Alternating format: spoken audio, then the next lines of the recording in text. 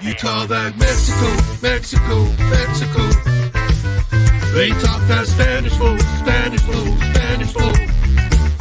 Tequila every night, every night, every night. You're just a 10 a flight, 10 a flight, 10 a flight. It's you call that Mexico, live from Mexico City to Glasgow City. I'm with John McMustard of Colonel Mustard and the Dijon 5 fame. And Hola. Hola. Buenos dias, or should I say, buenos tardes. Buenos And then if it was later, I tardes. could have said buenos noches. You're getting there, mate. I've got a long way to go. But the thing is that, see, when you go to Spain, you come back from Spain knowing more Spanish. And that's not been the case over here so far. Because people just look at you like you're stupid if you don't speak Spanish. Well, I feel like, the kind of places I go to, usually in Spain or the Canaries, they're used to stupid tourists. Aye. So they kind of help you. See, they see that you're trying your bit. They go, no, say that. I think culturally, it's just sometimes what nations have fell out with other nations over the years. Like, I think it's always helpful to go Scottish or Escoceta. Escoceta. I've just been saying Scotia, and nobody has a fucking clue where Scotland is. Like, if you look up, I remember, I think might have been Mexico 86 or Italia 90, where it had all the different ways that different countries say Scotland. Pretty sure it's Escoceta for Spanish. I'm assuming Mexico would be the same or similar. Just wear a kilt, man. Yeah, that's a good shout. I see you, Jimmy hat. See, the difference is that when you go to Scotland, no offence to our English viewers, Yeah. but when you go to Spain, you basically, the game is to let people know that you're not English. Anywhere in Europe, really, it's like, I'm Scottish, and they usually seem a bit relieved. You've seen the relief. This is not bullshit. Aye. It's really See. Alright, okay. We okay. bien. And that's not to say Scottish people can't fuck it up abroad as well. There's hundreds of roasters that go abroad and make an ass of it. But here, saying you're Scottish is met with I don't know. They don't care. And basically the game here is to try and point out that you're not a rich American tourist. Aye. And I don't think I've managed to relay that message yet. I think everyone just thinks that you're a rich American gringo. Why don't you just get a T-shirt made up that says in Spanish, "I am not a rich American tourist"? We did in the last Boxing Day have a guest who told me how to say that, and I forgot it. See, that's the problem, is that I'm not getting much chance, although it's different now. We're in Mexico City, which, by the way, is an amazing place. I prefer I know people are raging. It's January the 247th over there. Right. January the 300th. It's been a long month. It has financially. It's been a long month, but I got paid on Thursday there, so that sort of agony is not as bad as it was. It's been a long month. So obviously people weren't very happy to see me complaining about it being too warm, and I understand that. But it was 34 degrees. I'm out of shape, and I'm walking up big hills all the time because we couldn't afford to stay in the bits. We were at the top of a hill, and I was absolutely done in. This place though, the city, fucking great. It's brilliant. I feel a lot of gratitude and altitude. There is an altitude issue here. Like you get out of breath going up the stairs sometimes. And also sadly I've not been able to venture around as much, but everybody seems like there's a lot more banter going on. People are correcting me.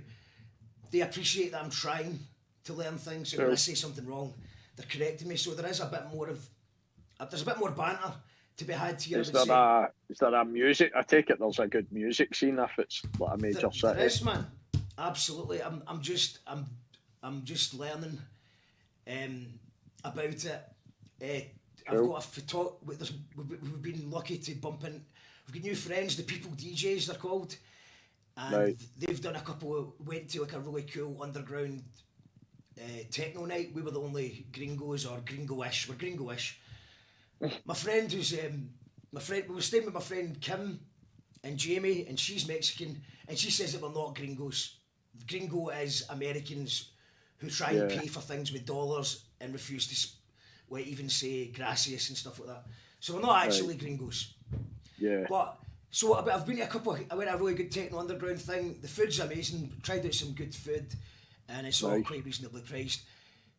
Got my friend from the People DJs got a photography exhibition, so going to that tomorrow. Friday, we're going to a gig, an electro glam clash. It seems like a good night out. That's the Friday night. That's a gig, and then on Saturday, it's like an all-day alternative rock punk market. So it's kind of like a market where they sell merch, records, and there's bands playing. And I've got a friend from, shout-outs to Paul from Salford, Death to the Strange. He used to be in a band called Death to the Strange that we played a few gigs with. I remember So we're going to that. meet up with him. So I've got an exciting few days, but man, the last week has been a write-off because I was suffering from Montezuma's Revenge. Do you know what that is? I'm assuming it's a version of like Deli Belly or whatever. Yes. You know, some See, kind of bug in the food. yes, see, that is correct. I've never been this. I've had food poisoning before. Worse food poisoning, but it only lasted for 24 hours. You know, for 24 hours I thought I was dead. I've never felt like I was going to die in this, but I have wasted... I don't want to get into details, man. We're here to talk about the Colin Mustard gig, but let's just put it this way. I have been on the pan for most of the week, so I've not been able to... I was supposed to be going to the football match last night, and I couldn't risk it, man. It was going to be a 40-minute Uber drive. I couldn't risk a lot. I couldn't risk public transport. So I've just needed to stay near places with bathrooms. It's been tough, man. It's been tough, but... I had the only time I had it really bad was in Koh Phi Phi in Thailand, and I had a fish that must have been about a month out of date, going by the food poisoning I had, and like there was the place we stayed, there was loads of wee stray cats, and in my sort of food poisoning, spewy, diarrhea, like haze, I forgot I was allergic to cats and was like stroking this wee kitten because it was the only thing showing me love in the world that I needed right there, and like ended up breaking out and like pure red and puffy as well. So I had the double whammy of allergy and food poisoning. But it's good when you come out the other end of it, for want of a better phrase. Well, I wouldn't go as far as to say that I'm out the other end of it, but But it's out the other end of you. certainly is. I mean, there's how much. I mean, I made a big mistake of having a coffee here, but we'll see. We'll see. Are you familiar with the meme? It's going about just now. Well, it's a Twitter thing, I think. What could you talk about for half an hour, uninterrupted, with no prep time? Could you give a speech on? You have a think about that, because I might. My restroom's Right, there. okay. But we're alright, we're alright. I mean, today, I've been taking... What have I been taking? You're sort of a doctor, aren't you? I'm a nurse. Pretty much. Same thing. A I've started Pinaviro... uni this week, actually. I'm doing a cognitive behavioural therapy thing for the next couple That's of years. good. So, aye. I don't know much about that, but I did listen to a Blind Boy podcast about it, Yeah. and it was quite interesting. Could you give us could you give us something that you've learned from it? Because obviously, for people that don't know, it's kind of like it's really good for people that are maybe suffering from anxiety or maybe depression. In fact, you introduce it, man. You introduce it because I don't. I'm just quoting a Blind Boy podcast.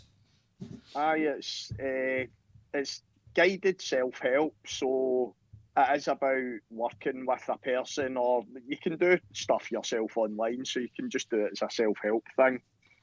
But it's helping people see that your thoughts, your feelings, your behaviours and some of your physical sort of symptoms or physical feelings are all linked, and helping people to try and make wee changes so that they can then, live better lives and reduce their anxiety levels if that's what they're wanting to do, or hopefully alleviate some of the symptoms of depression. But it's about just basically mainly dealing with the here and now rather than looking too far back, or although there is an element of want to know what people's history is and having a think about that in relation to what's going on just now, so that you can help them formulate, a plan for them to go away, do a bit of homework every week, and come back and see what the results are. But no, it works wonders. And could you give me? Could you get one example of it? What, like, in terms the basics? What's the ABC? What's the So it's intro? about So, for example, if you say you're suffering from anxiety, which, as humans we all experience anxiety at points, so it's guiding the person who's obviously, been referred by their GP or self-referred to a service, and helping them to focus on, right, well, what's the most recent anxiety you experienced? What were you feeling at that point? What were you feeling sad, upset, angry? What were the physical symptoms? Were you, butterflies in your stomach, heart palpitations? And also, what were you thinking? What were your thoughts? What was the lead up to that? And helping them to identify what potential triggers might be for these things, and looking at all of the things together so that you can go, these things are all linked. But if we deal with what's causing it, then we're going to be able to help you reduce it, or you're going to be able to help reduce it. But it's quite a collaborative thing, and that's what I like about it. But I'm early days. I've used techniques before, and I've used some of the kind of worksheets before. But by the end of this, the first year, I'll be able to kind of treat people with mild to moderate anxiety and mild to moderate depression. But when I go to do the second year of it, I'll be dealing with, like, all sorts of things beyond that, OCD and different, other mental health disorders as well. Well, I get it. I get anxious sometimes. Traveling, I'm happy once I get to the place, but I don't like traveling to the place. I don't like flying or buses and stuff like that. But what I do is pretend that I'm not there. I disassociate. Aye. Audiobook, podcast, beta blockers, Valium, they helped as well, if I'm being honest. But aye. So you're using distraction, and you're using medicine. So they're two things, but there's other things you can do as well. What about tapping? Have you heard about tapping? Aye, that's dialectal behavioural therapy. So Is that DBT, that is. I've never practiced that, but I know it works well, particularly for... Well, an affirmation. I am worth it. I am okay. I am loved. I am worth it. And you just tap. Aye, so that's you're actually grounding. So you're, rather than worrying about the future or the past, by doing that tapping and doing an affirmation, that's grounding. You're bringing yourself to the present. But there's another thing one you can do called DBT, that's like tapping and in specific places, and helping the person to try and that's experienced some kind of trauma to break that down, and to try and make it less intrusive when they have like a flashback to something that's causing their PTSD. But what you talked about there, that's more grounding techniques. So that's stuff we use. Again, you can use that for trauma as well, but in general, it's just about grounding and bringing yourself to the here and now. There's another grounding one I heard, and it's like, think of 5 things you can see. Uh-huh. Think of 5 Smells four. you can smell. It goes 5, 4, 3, 2, 1. So Okay, explain that one to me because I was doing it wrong. Because I was like, how can you smell 5 different things? I mean, nah, smell's one of the last ones. Smell it's either the second last or the last one. So it's like 5 things you can see, 4 things you can hear, 3 things you can touch, 2 things you can taste. So it's about having something you can taste round about you, and then 1 thing you can smell. It's more about just taking your mind away from worrying about it. It's like just doing things to take your mind off worrying about the past or the future. That's what grounding is. yeah, because the past is a load of shite, man. Past is full of horrible regrets, things you wish you'd never said. So ignore that. Future's terrifying. Just stay in the now. Stay in the now. Tap your face. Smell 5 things. Well, sorry. How can you hear 4 things? But that's the good I like thing. the way have you been kicking about trying to smell 5 things? I know, I did. It works though, because it definitely distracts you. Because like, how is it? I can't hear 4 things, I can't smell 5 things. I've actually not got a great sense of smell anyway, I can just switch it off. I can switch it on off. We've got, who's in the house today? We've got photography by Mendito, who I believe will be one of your photographers on Sunday, which we've not even mentioned yet. It's not all about me. It's about he's the old fruit actually market this Sunday. Raymond's going to be part of the film team. So this Sunday it's the Celtic Connections at the Old Fruit Market. Doors are at 7:30. The Lorettes are going to be our special guests in the night, so can't wait to see them. They've got a single out that day, Main Stage, and then we're doing the 10-year anniversary of the first album, the debut album, Party to Make Music, to Party to Make Music, to Party 2, Part 1. Which Party to make music, to party to make music, to party to make music, to party to make music, to Part 1. Yeah. It's a snappy title. What do you call it for short? Party to Make Music, to Party. Is there ever going to be a Part 2? Part 2 is kind of all the songs that we didn't record, or we recorded some of them.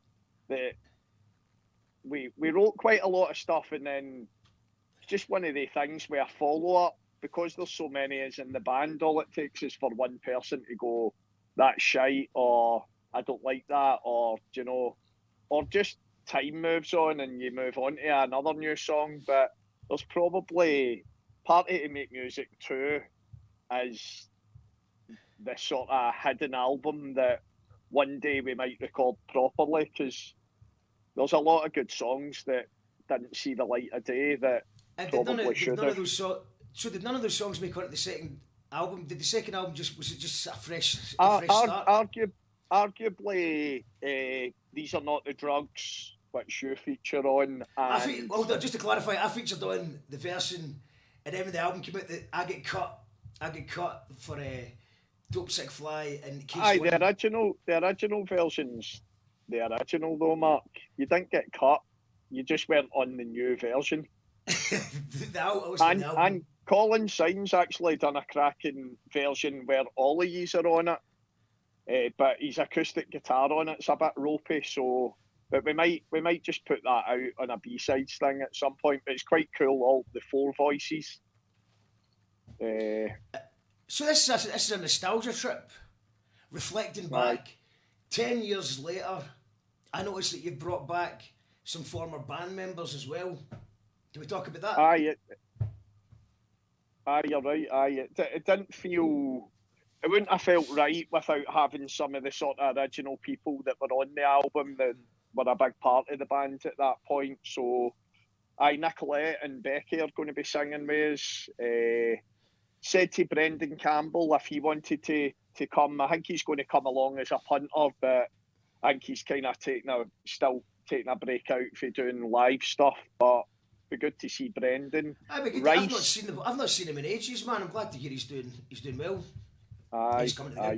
Brendan's brilliant. I always say he's like our Nick Drake, where that first album he has, Burgers and Murders, it's like a fucking amazing album that not a lot of people have heard. So he just came at the wrong time. He came at like a time when social media was a thing that you had to do to, you know, stay in the game, because he was signed to Mumford and Sons label, and I briefly managed Brendan, and it took me about 2 years to get the password for his MySpace.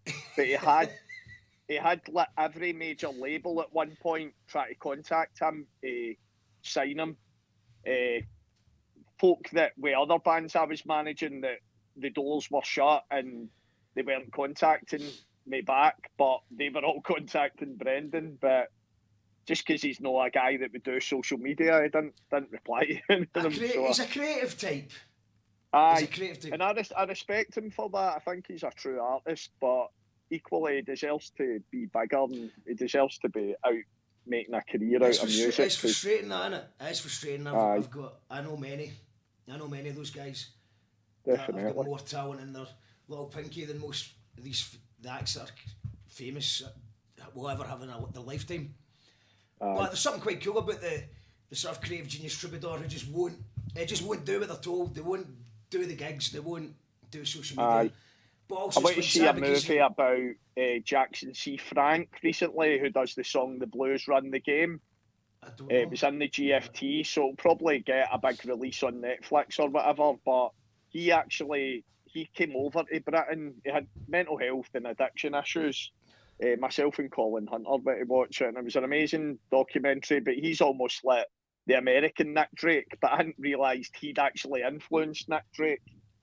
And it was similar, like Simon and Garfunkel were trying to get him to write songs for them, and I think he was having a bad time of it, and substances were in the mix, and it wasn't very nice to Art Garfunkel. He had a few kind of choice words to a guy that was trying to reignite his career. But Paul Simon produced his first album in London, and he done it all live, and it nearly didn't happen. Like all these amazing folk songs nearly didn't happen because he couldn't play them when there was people watching him. So they put round screens, like just 5 screens round about him, so he was like in himself, and that's pretty much the album. And it's brilliant. Does that count as red light syndrome? It's definite red light syndrome, 100%. Is that just So is it? So does red light syndrome mean that you can't do it while people are watching, or does it mean that you can't do it while people are recording? Because I'm assuming that he could do it in front of people when he was performing live, or am I wrong in saying that?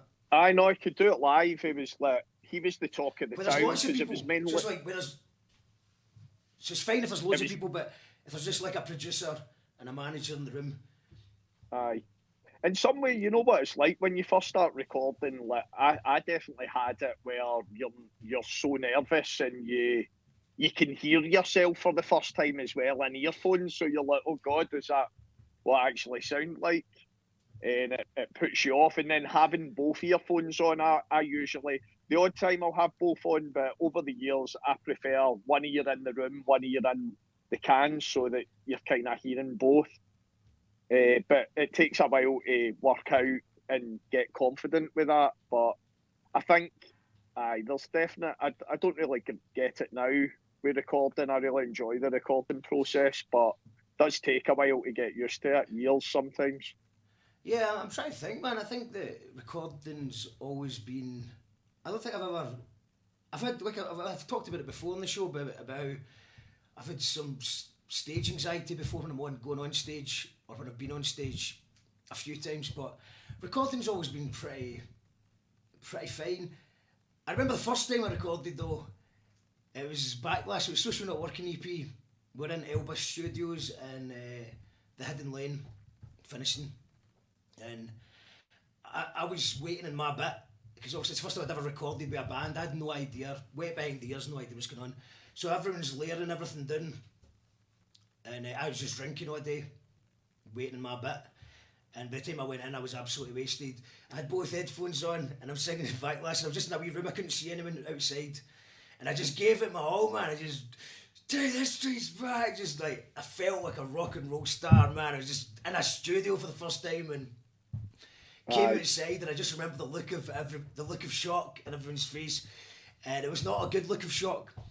It was a look I'll never forget. I'll never forget the look of Robbie Gunn, John Hayes, Gordy. No, it was Gordy. Yeah, I think no, it wasn't Gordy. It was Stephen, and the sound engineer.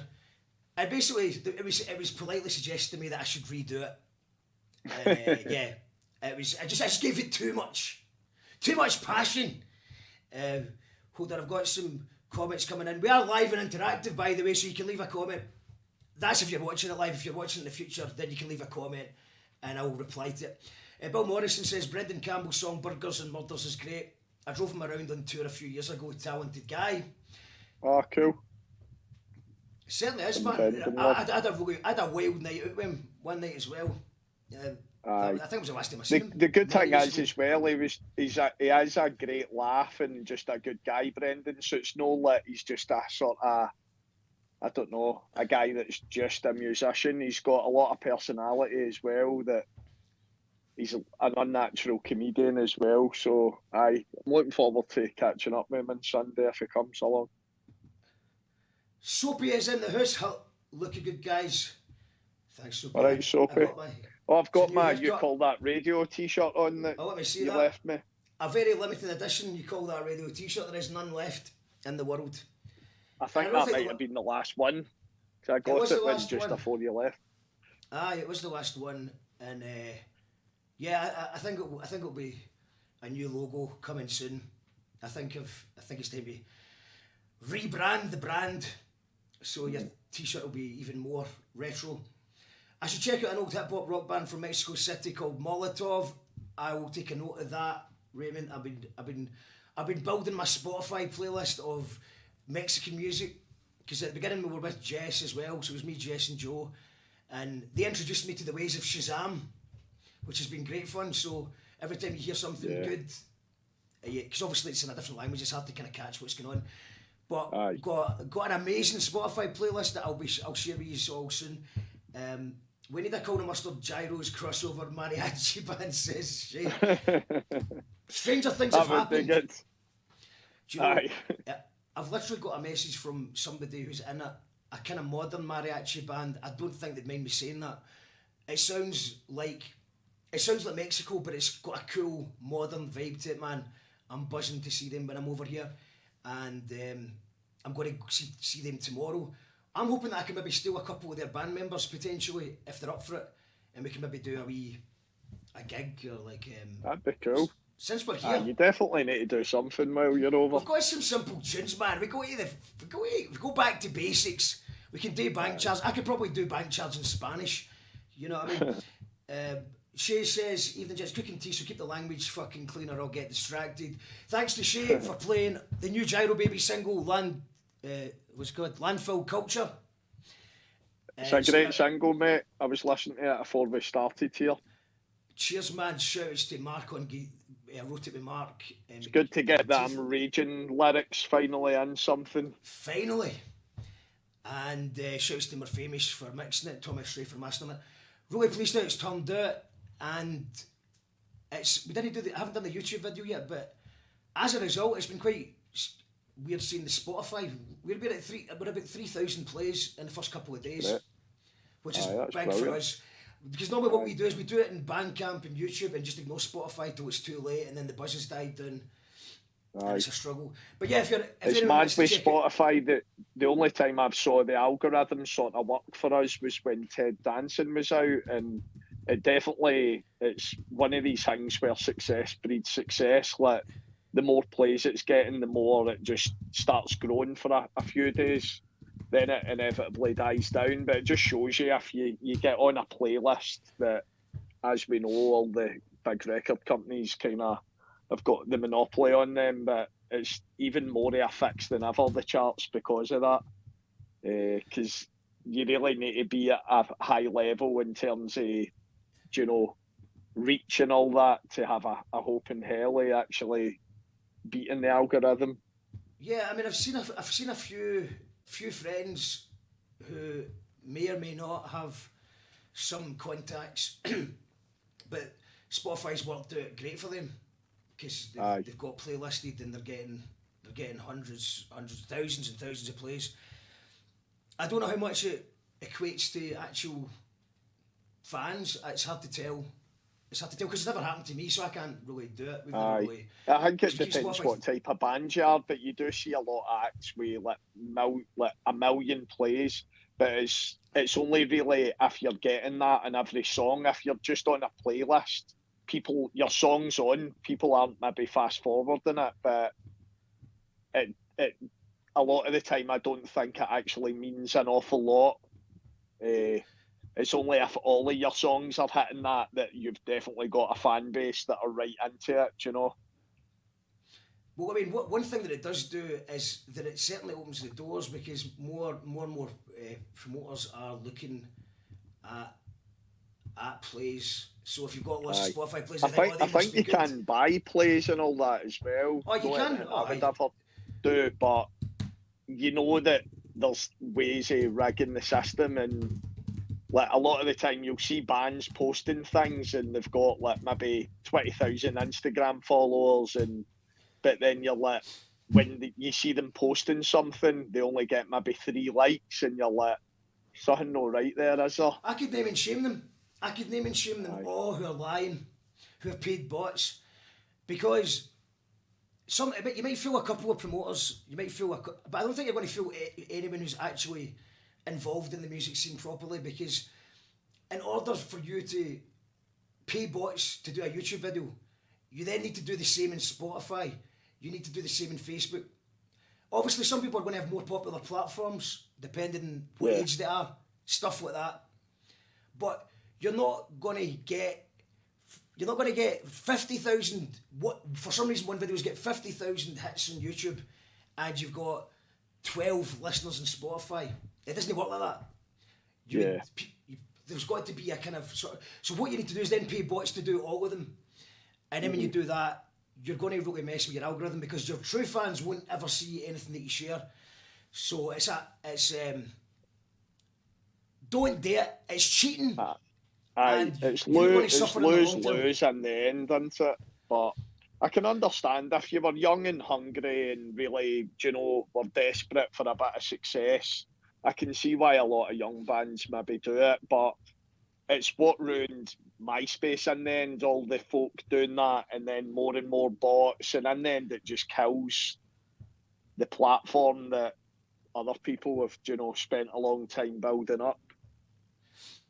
And one final boring point on that, just to clarify, it's not about being high and mighty, all holy and thou, and I would never do that. It's if you pay for Facebook, or if, say for example, you pay for 10,000 Facebook likes, Facebook only shows it on a good day to 2%, 3% of your fan base. So if 99% of your people are fake, then it's just pointless. You're just sharing it to bots that don't exist. So, but anyway, enough of that. Enough of that. I've got to do a tax return tonight. I've just realised I've just realised the time because I was like, I've got all day to do the tax return. It's actually 7:30. And I take it the UK goes by UK times. So we've also got Club Anyway on tonight at 8 o'clock. So cool. I'm going to put on Club. So right here on You Call That Radio, we've got Club Anyway, which if you don't know, it's every week we have DJs and a VJ playing some tunes and playing some visuals. So every Wednesday on You Call That Radio at 8 o'clock. So I've got some tunes get DJ 5 on at some point. I'd love to get him on, man. Love to get him on. Aye, Mark will be up for that. I know. Shout outs to Mark as well. I know he's had some bad news recently as well. We're looking. We've just got new cameras set up in the studio as well, so we're ready to go. Shout outs to Murphamish and Pencase for holding down the Club Anyway and stuff while I've been away. Soapy sent me outfit for Sunday, but it's YouTube, so I don't know how I can see that. My outfit for Sunday? I don't know if it's his outfit. All right, is it maybe asking what my outfit is? All right, he's asking your outfit. Are you going to tell I've brought out one of my my big boxes with loads of the original Colonel Mustard stuff, so we could go a wee trawl through that then if you want. Okay, let's do that. An exclusive trawl through Right, the okay. Colonel's old. So we've got a Paisley pattern Relco yellow shirt there that Bazza Mills got us. The original, I think it must have been the Mask jacket and tails fancy dress outfit. I got that for John the Hat back in the day. I've not had that for a while. It's a yellow Yes Movement hoodie. David gave us that. A yellow sort of African shirt that I got as a gift as well. What else have we got? I got a swapped ages ago one of the original vinyls for a Norwich City vintage football top with the Coleman's Mustard logo. Don't think I've ever wore that at a gig. There's the classic Never Mind the Mustard, Here's Bomb Scare t-shirt. Yes, man. That I think I Bomb might Scare have got that made somewhere. up the night we played the ABC. There's a National t-shirt to my pal Chris, who passed away. There's a Janabi sort of bandana. This was a Korean sort of band that, I wouldn't say they were a boy band, but they were a sort of almost like the way the Beatles were in the early 60s. Like they could play their instruments, but there was definitely a slight boy band vibe. They gave us this when they came on stage with us. I got this off of John the Hat as well. It's almost like a magistrate's mustard thing. That was in the Christmas video. I think you were trying to borrow that for a video at some point as well, Mark. There's a good CUNT t-shirt that I got as a gift. I've wore this in a video, but it's like made from recycled goods. But the reason I've never wore it live, I might do it at a festival at one point, is it's so noisy. You can probably hear it. I just threw some of that stuff out when I was moving. Aye. I've got some suits. The original sort of mustard trousers are still there.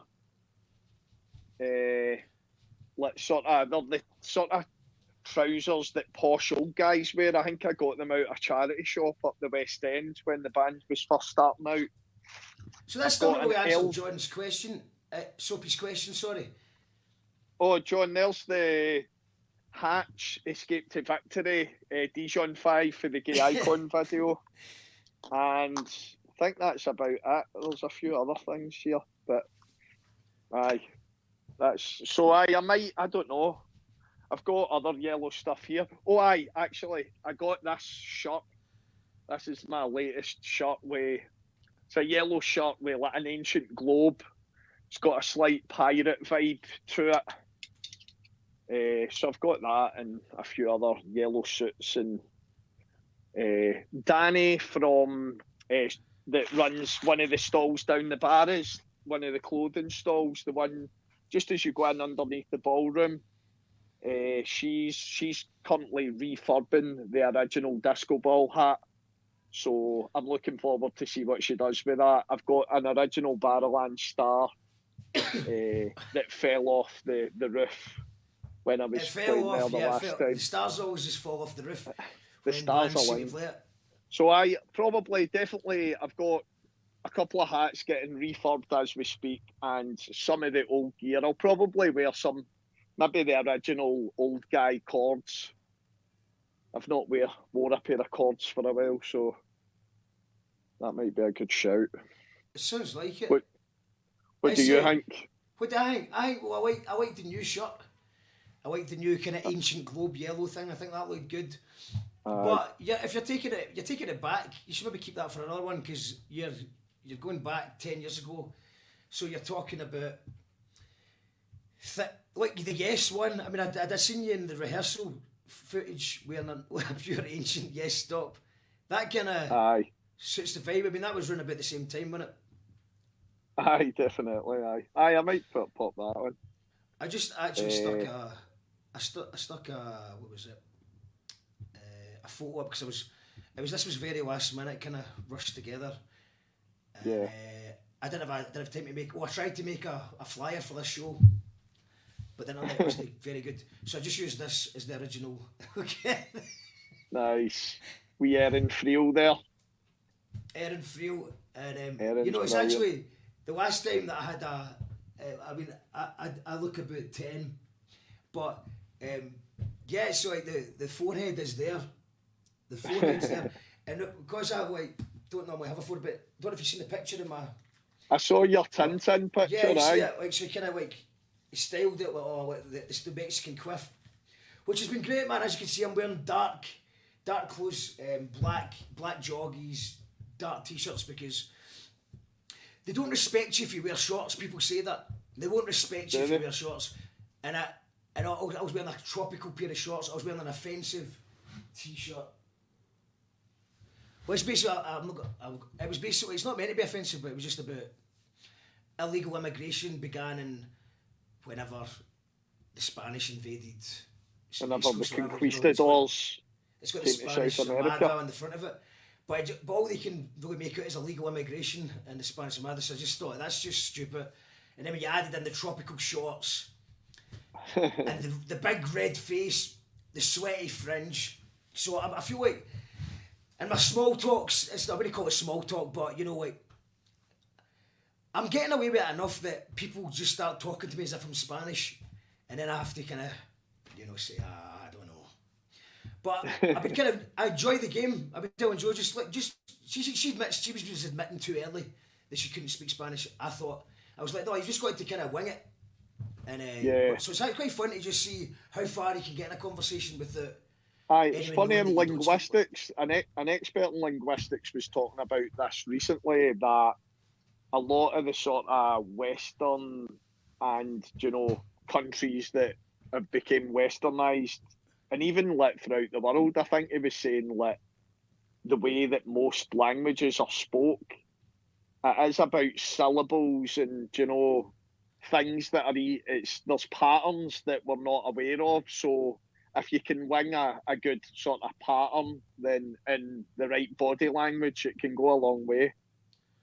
It's kind of like I don't want to really give away the secret, but What I'm trying to cases. say is, Mark, smile and the whole world smiles with you.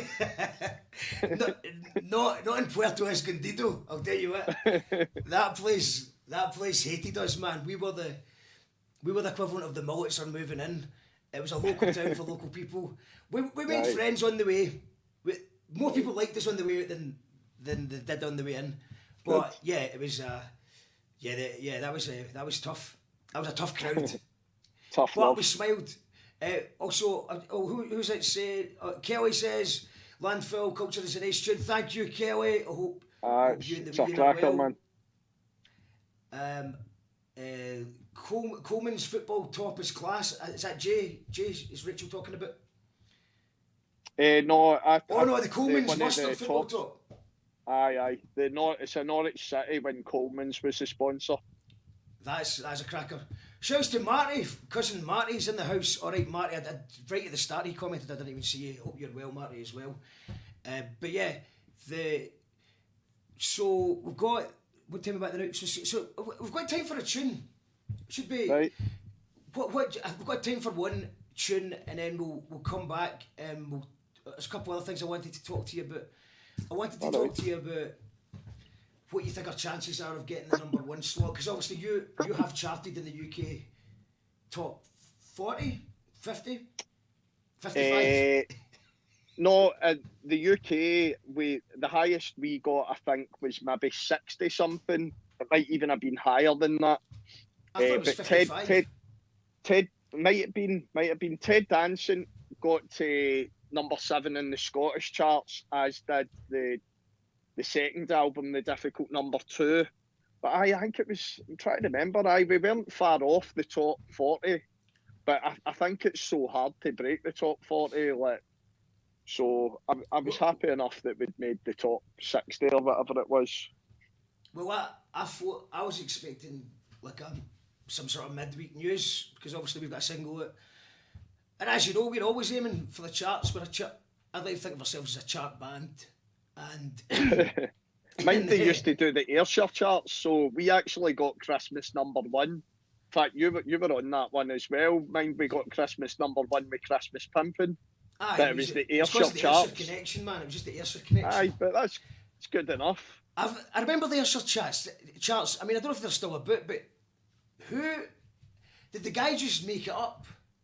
I don't know. I think he made it up. I think he made it up because there was no rhyme or reason to it. I could see, but a Christmas #1's a Christmas #1, and an Ayrshire Christmas #1. It's got to Especially your hometown, you know. Or your it was county. you know, it was a proud moment for all, not just me, but my friends, my family. But, yeah, I think I just phoned them up because I thought the charts have been trying to phone me to say, here, your top 5, your top 10, and then because of my reception over here, you know, when people try and phone me, they can't really get through. So I thought it was maybe my reception, so I tried to phone them. There's a video on it on our YouTube channel if you want to check it out, and you'll see what the chart said to me. But either there's something wrong with their system, or we're not in the top 50 at the moment. But there's still time to change that with Spotify streams, and all we need is 8,000 more downloads in Apple, 40,000 streams in Spotify, and maybe 2 sales in Amazon Music, maybe 5 sales on Bandcamp, and we It's can achievable. It's achievable in 2 days. No bother, man. We've got 40 hours, I think, to fix it. And the reason that we need to sell so much is because Ben Shapiro is a rapper now. I don't know if you know who Ben Shapiro is. Yeah, I do know who he is, and I'm disappointed to hear that. I was like, how long have I been away for what? Ben Shapiro, the rapper? If you don't know Ben Shapiro, he's a kind of a right-wing American who just talks very fast. Like, you think I talk fast? He talks faster. He actually had to slow down his talking all the rap. Pseudo-intellectual. Oh, he's a smart man. Smart man. And he's with Tom McDonald. Honestly, man. Tom McDonald's a rapper. Oh, no, man. I can't get beat by these guys. Please don't let me get beat by Tom McDonald and Ben Shapiro. I try to be open-minded about all music, but they too, I dislike them. I'm going to go on the record and say I fucking hate them. So that's too strong. Peace, love and mustard. How do you deal? Mate. How do you stay so peaceful and loving? What's your advice? How can you stop me being raging all the time? There's a positivity thing that you can do on the University of Pennsylvania. It's Professor Seligman. The reason I remember that is because it sounds a bit like Celtic Man. So he's a good Seligman. But if you go on, and it will give you your score and what your strong points are, your attributes, but he's known as the modern father of positivity in psychology. So I would recommend listening to some podcasts. Also, Eckhart Tolle's quite good, a wee bit more spiritual. I've done Eckhart. I've done Eckhart Right. before. Well, Tom said He's got the bell goes every Tom 5 minutes. Seligman. What's that? He's got a wee bell that rings every few minutes. That's for his butler, because the amount of money he makes for doing his self-help. But do you know what? Unlike a lot of them, I actually believe in Eckhart, because obviously I like him. It's a thin line between a positive guru and a cult leader. Yeah. Which you've been accused of being as well. I have. And I think I Many unfairly called you a times. cult leader in the past. But I think there was an N rather than a L within the CU word. a cult leader. But yeah, it's interesting because I suppose everybody's wanting to find peace and positivity in their life, and I like there's some really good ones out there. I'm trying to think of some other good examples of people that I like listening to. But Eckhart Tolle, I do believe that guy's story and Aye. I think he had really major depression, and he went to Berlin Well, or it's something. the same and with Professor Seligman. He is naturally a pessimist, and had depression as well, and he tests all his own things on himself, but and then his family before he takes it for wider sort of testing. But it's kind of University of Pennsylvania, it's where all Hold on, I of his think stuff is. But there's loads of self-tests you can do on lots of areas of your life. Is this the guy? Where is he? This guy, I think it is him. Aye. Martin Seligman. I was saying Tom Seligman. I was thinking Tom Tom Seligman. Magnum PI. He's also a good That's who you're Selig. after. He's supposed to Selig, Who else is there? Who else? Well, Blind Boy, who you mentioned, I really Blind like. Boy's great. I listen to him every week. And one of the guys he regularly interviews, Mancon Magan, has a lot of his books, and he does the Almanac at Ireland podcast, but his travel books are excellent. Do you know what? He looks into That's on my list. That's on my list. Hold on, 2 seconds. In fact, That's on my list. Mancon done a South America trip. His second book, his first one's Africa, his second one's South America. So you should listen to his South America one. Okay, wait. And he actually followed the Primal Screamers. He went to try and find them, the guys that were inspired by Yanov. But Alright, I think we're going to talk about Bobby Gillespie and Manny and that. The actual Primal it's Screamers. the Sorry, can you just tell me the name of that guy? What was his name, John sorry? Lennon went through. What was his name? Yanov, Janov. Yeah. But it's pretty controversial therapy. Lennon went through it, but he did write one of his best albums after it, the Plastic Ono Band album, where he had like Mother and God and all these songs on it. But the actual Screamers that became a cult, they were starting to sort of get hounded out of Ireland because of some of their practices, and Mancon tracked them down to, I think it was Peru, but it was like hell. And like for people that were trying to scream out their pain, it sounded like they were deeply, deeply unhappy people, but they'd sort of made their bed. And by the time he got to them, they were starting to get into conflict with like local gangsters and stuff like that. So I don't know how it turned out in the end for them. How are you supposed to ground yourself when you're surrounded by a cult of people doing a primal screaming? It's like, think of 5 things you can hear.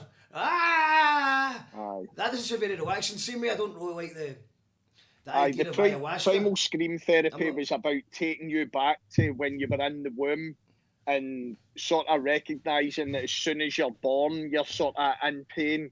So it was about regressing back to that childlike, in womb stage. But some of it's really interesting, and it probably did work for some people. But like anything, like if it then becomes cultish with leaders, and like any organisation, it's probably highly open to corruption. Like I think a lot of these people do start with the right intentions, and then power corrupts. 100%, man. Aye. Just like bands and stuff. Do you know what I mean? Film stars, musicians. Aye. They just start good, and then they get too much power. They get out of control. Do you know what's good on this topic? Have you ever seen Wild Wild Country? I have. Aye. It's good. That's a good tune, if anyone's not seen it.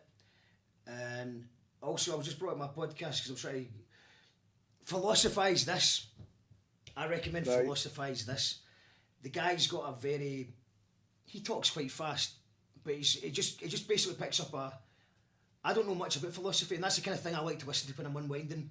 That, astrophysics.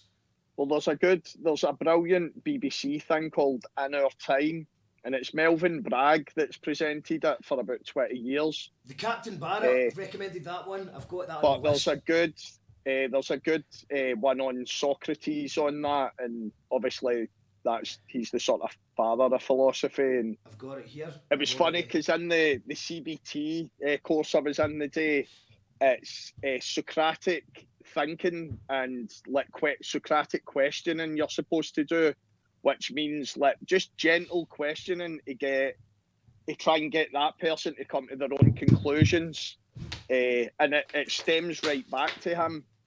But I pointed out that Socrates, and I completely agree that Socratic questioning is great, but Socrates was killed for asking too many questions, ironically. Big ups to the Socrates. Aye. Strange Exiles, you listen to that? Which ironically, No. he's got it looks like Twitter. They still it's Bram Gibbons. They still textures, ideas. He had that X logo before Twitter changed it. Right. That's amazing. He's John Ronson's podcasts are amazing. Ollie has stuff. John He's got Ronson's superb. He's got a whole new season as well. I hadn't realised Things Fell Apart. The second season was out, and I think like if you're a conspiracy theorist, it's like the thing that I would recommend anybody to listen to, just because he gets all sides of an argument and interviews the key players, like the guy that he interviewed that done that. Say that again. Is this a 15-minute City one? That's it. It's about, this one's about like the pandemic, post-pandemic, but the guy that done that, was it Plandemic, that went viral and like misguided. Do you know, a lot of people are just misguided and going with what they think's right, but it can have catastrophic effects. And John Ronson's great at finding who the right people to interview. And do you know? Well, if you've not, I just skipped straight to the 15-minute Cities one. Right. This Jungian life.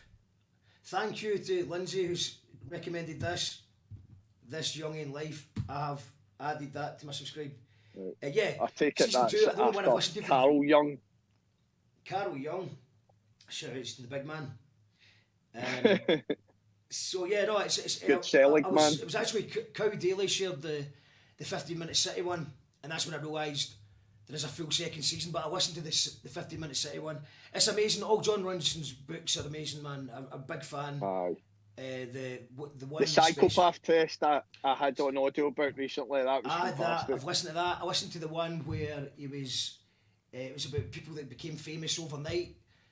It's somebody that sent a drunken tweet and then they were in the air and they get sacked, and just people that become famous overnight. Aye. I can't remember what that was called. I think that might have been in the original Things Fell Apart. I think that was season 1. Yeah. Lex Friedman can be good depending who he's talking to. Do you know this guy? The guy in the suit? Nah, don't know. No, he's good. He's good. He interviews some wallopers at times, so that's not always good. But that's, I think, is anyone else who wanted to shout? Andrew Huberman, who is my new scientist. Right. So, I just thought, I've joined the cult of Huberman. And he just says things that may or may not. But at the beginning he says, by the way, everything I say may or may not be true. So I don't know how much he's at it. I like that. I think that's what's when you're saying, do you know, if people have got the caveat, by the way, this might not be right. It's the absolute certainty of some people. They're the ones that I worry about and are often the ones that do get things wrong. But if you're coming in and going, by the way, this is up for debate or discussion, I'm more down with people like that aren't just trying to shove their opinion down your throat. Absolutely, man. It's like the conviction people, because I think it's all good to be floating these ideas about. But after school, EPMU is said, and blocks, I'll give that a shot as well. Some good recommendations. I think I'll go in the comments after this and get thrown into some of these. I'm not going to be able to listen to this because I'm in the middle. I've started a how to speak Spanish book, and it's 12 hours long. So that's my listening for the future. We've run out of time, John. It's flown in. It's 1 minute past 8. Which means Club Anywhere is starting on this channel. So I'm just going to get the link for everyone to join us on over there. So let's go. We can go with that. John, this is just to close it up. Have you got anything to plug? Anything to sell? Apart, just the gig this Sunday. If you weren't tuned in earlier, we're playing the Old Fruit Market in Glasgow with the Lorettes. Doors are at 7:30. If you're under 18, you need to be accompanied by an adult. But ticket sales are going well, so it's going to be a busy night. Martin Windybank's filming with a full crew, and we've got some good photographers along, so we're going to capture hopefully a the special Lorettes night. As well, man. The Your last Lorettes chance are to see going the to knock it in the Lorettes. park. They're probably going to be. They're going to be Aye. hydro by the end of the year. The rate they're going. Exactly. Their single main stage is out on Sunday as well. So as well as downloading the Gyro Baby single, get on and The download Gyro the Baby Lorettes single one as Landfill well. Culture. Let's get into let's beat the rapping Ben Shapiro. Ben Shapiro, the rapper. We've got to beat him. And we just need a couple more downloads. We're on Apple, Spotify, Bandcamp, all that stuff. So this is the thing I made for it. There, that's the thing. Nice. Yeah, on all platforms. Go and see Colin Mustard. He's on 5 at the Old Fruit Market. I wish I could be there. I was there the last time he's played. Was that 4 years ago? I think so. Just Was that right just before the the pandemic. Was that the before times? Was that the end of the before times? That was the January before it kicked off. We had no idea. We had no idea. It was all optimism. It wasn't really. It was still January. It was a good gig though. It was a good gig. But yeah, no. Well, remember, it's congratulations everyone for getting to the end of January, the 57th. We're now going to go for a wee dance. I'll put a link in the comments. If you don't know what Club Anyone is, it's every Wednesday night. We have DJs, VJs, crazy visuals, and we all go for a wee dance and a live chat on the channel. So just click that link there if you're watching it on YouTube, and we're going there right now. It's just kicking off with the brilliant Zuni of check out the Coffee Break Spanish podcast. I've taken a note of that as well, Lindsay. Thank you very much. Thank you very much, Johnny Mustard. I'll seeing you, Mark. Cheers, I'll mate. see you when I see you, man. Have a good gig. Thank you to John Mustard. Go to see Colin Mustard. These are on 5 this Sunday at the Old Fruit Market in Glasgow. It's a very special venue. It's going to be a good time. And make sure you get there early to catch the Lorettes. It's now time for Club Anyone. So just click that link in the comments. This one here. And the tunes have started. You call that Mexico, Mexico, Mexico. They talk that Spanish flow, Spanish flow, Spanish flow. Tequila.